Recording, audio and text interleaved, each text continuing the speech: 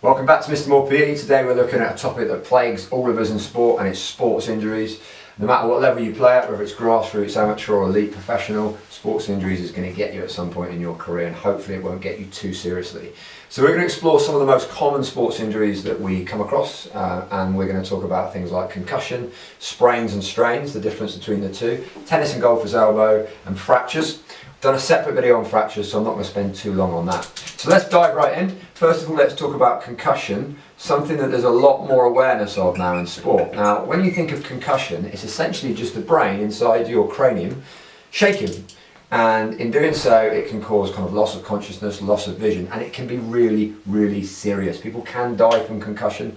It's getting more and more press now, particularly in impact sports like rugby. And here I'm just going to kind of show a bit image of concussion. So the reason that people need to treat concussion so seriously is that it can cause a long-term damage to the brain, and obviously to sort of how you think and your psychological health. So what athletes have sort of been advised now is that if they're concussed from an impact injury, or they're landing on their head or something landed on their head, they should have a certain amount of time not doing sport at all, and then they see their doctor and then they gently come back into it. So that's concussion. The next thing we're going to look at is the difference between, I use a different colour pen for this one, between a strain and a sprain. So the key difference here is the P and the T, and the T is a bit of a giveaway. So the strain happens to tendons and tissue. So that's what the T stands for. So if you get a strain, it's because you've injured your tendons. Whereas a sprain is more ligament based, okay? So sprain is more ligament based. So that's the key difference. You've got T there for strain, and there's a P for sprain, and T stands for tendons and tissues.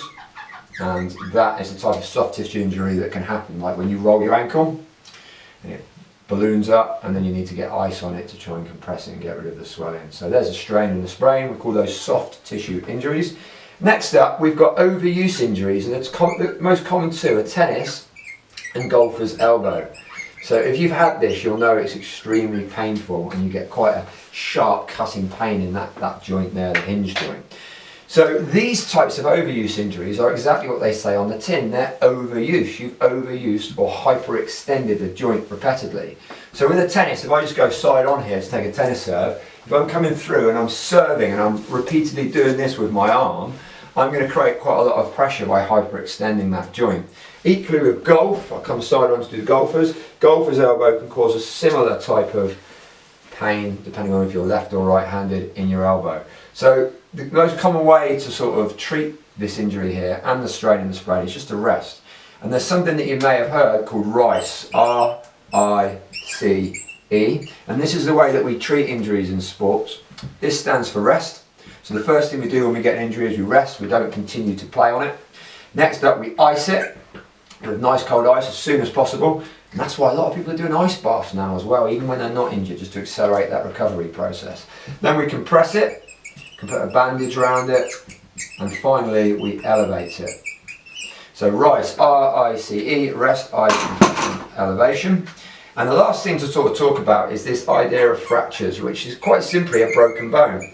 There are 5 different types of fractures, ranging from open to green stick to transverse, and I've done a separate video using Google AI. You'll see it on Mr. More PE, and it actually shows you the 5 different types of fractures, and it talks through how to identify each one.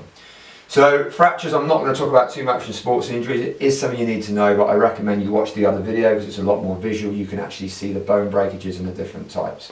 So in a nutshell, they're the main sport injuries. Make sure you know those. Any of these could come up. If I was a betting man, I'd say strains and sprains are about to have an appearance. They haven't appeared yet.